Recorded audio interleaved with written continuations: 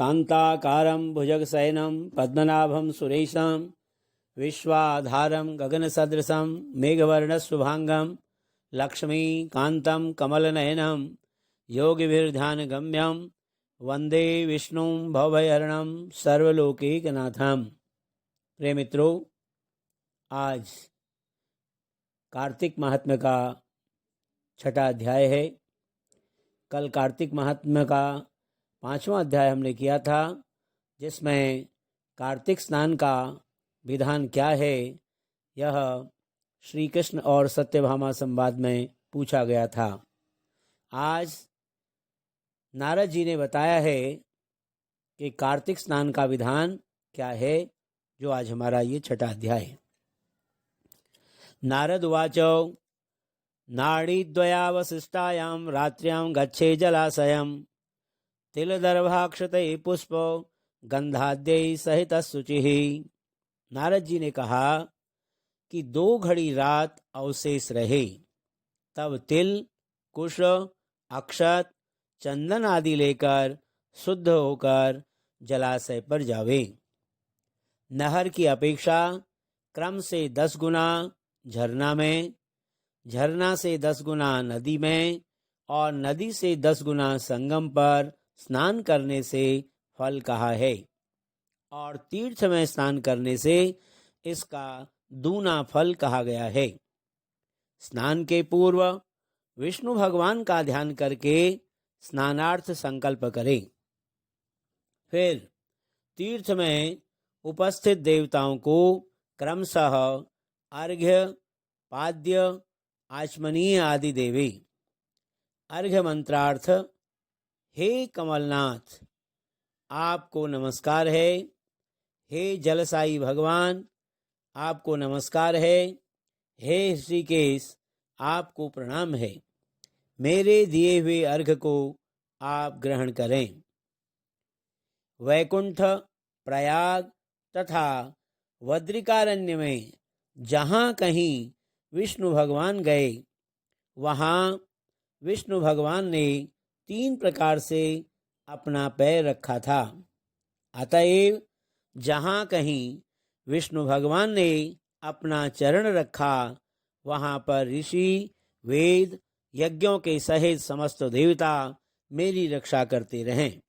हे जनार्दन, हे दामोदर, हे देवेश, आपको प्रसन्न करने के लिए मैं विधिवत कार्तिक में प्रातः स्नान करूँगा। हे दामोदर, मैं आपका ध्यान और आपको प्रणाम करके इस जगह जल में स्नान करने के लिए जा रहा हूँ। आपकी कृपा से मेरे समस्त पाप नष्ट हो जाएं। हे हरे, कार्तिक मास में व्रत तथा विधि पूर्वक स्नान करने वाला मैं अर्घ्य देता हूँ।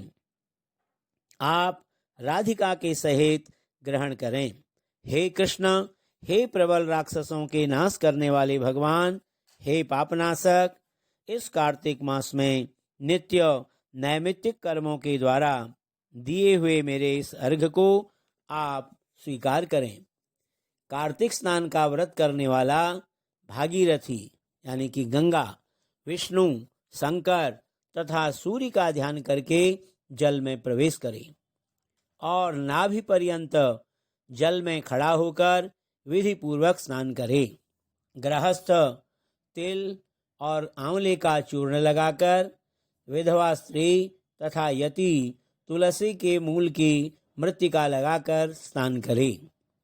सप्तमी, अमावस्या, नवमी, त्रयोदशी, द्वितीया, दशमी तिथियों को आंवला तथा तिल से स्नान नहीं करना चाहिए।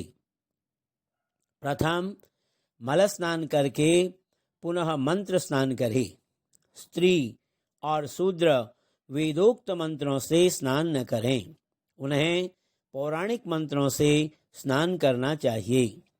स्नानार्थ मंत्र है: जिस भक्त भावन भगवान ने देवताओं के कार्य के लिए 3 प्रकार का रूप धारण किया था, वे ही पापनाशक विष्णु भगवान अपनी कृपा से मुझे पवित्र बनाएं। विष्णु की आज्ञा से कार्तिक व्रत करने वालों की समस्त इंद्रादिक देवता रक्षा करते हैं, अतः वे सब मुझको पवित्र करें। बीजों, रहस्यों तथा यज्ञों सहित समस्त वेदों के मंत्र, कश्यप आदि ऋषि, इंद्र आदि समस्त देवता मुझको पवित्र करें। गंगा आदि सभी नदियाँ, संपूर्ण तीर्थ, सातों समुद्र और समस्त जलाशय हमको पवित्र करें। अदिति आदि सती नारियां, यक्ष, सिद्ध, सर्प, सब औषधियां, तीनों लोक के पर्वत मुझे पवित्र करें। इन मंत्रों को कहकर स्नान करने के पश्चात व्रती हाथ में पवित्री धारण करके देवता, ऋषि, मनुष्य तथा पितरों का विधिवत तर्पण करे। कार्तिक मास में पितृतर्पण करते समय जितने भी तिल तर्पण में रहते हैं उतने वर्ष पर्यंत व्रती के पितृगण स्वर्ग में आवास करते हैं। तत्पश्चात व्रत करने वाला जल से निकले, शुद्ध कपड़ा पहने और प्रातः काल के सब कृत्यों से निवृत्त होकर पुनः विष्णु भगवान का स्मरण करे और भगवान का पूजन करे। समस्त तीर्थ के संपूर्ण देवताओं का स्मरण करके भक्ति पूर्वक सावधान होकर चंदन, फूल और फल सहित विष्णु भगवान को फिर अर्घ्य देवे। अर्घ्य का मंत्र है, नियम से पवित्र कार्तिक मास में मैंने स्नान किया है। हे विष्णु भगवान, राधा के साथ आप मेरे दिए अर्घ्य को ग्रहण करें। उसके बाद चंदन, फूल और तांबूल आदिकों से वेद के पारंगत ब्राह्मणों का श्रद्धा पूर्वक पूजन करें और बारंबार साष्टांग प्रणाम करें। ब्राह्मणों के दाहिने पैर में तीर्थ रहते हैं, मुख में वेद और समस्त अंगों में देवतागण निवास करते हैं। ब्राह्मणों की पूजा करने से उन सभी की पूजा हो जाती है। इस भूतल में विष्णु भगवान गुप्त रूप से ब्राह्मण के रूप में निवास करते हैं। अपने कल्याण की कामना रखने वाले लोग इनका अपमान न करें और न इनके साथ विरोध करें। फिर एकांत चित्त से विष्णु भगवान की प्यारी तुलसी का पूजन करके उनकी परिक्रमा तथा उन्हें प्रणाम करें। हे देवी, हे तुलसी, देवताओं ने ही प्राचीन काल से तुम्हारा निर्माण किया है। हे और ऋषियों ने तुम्हारा पूजन किया है। हे विष्णु की प्यारी तुलसी, आपको प्रणाम है। आप मेरे सब पापों को नष्ट करें। इसके पश्चात स्थिर चित्त से विष्णु भगवान की पुराणोक्त कथा को सुनना चाहिए और भक्तिपूर्वक वेदज्ञ ब्राह्मणों का पूजन करना चाहिए।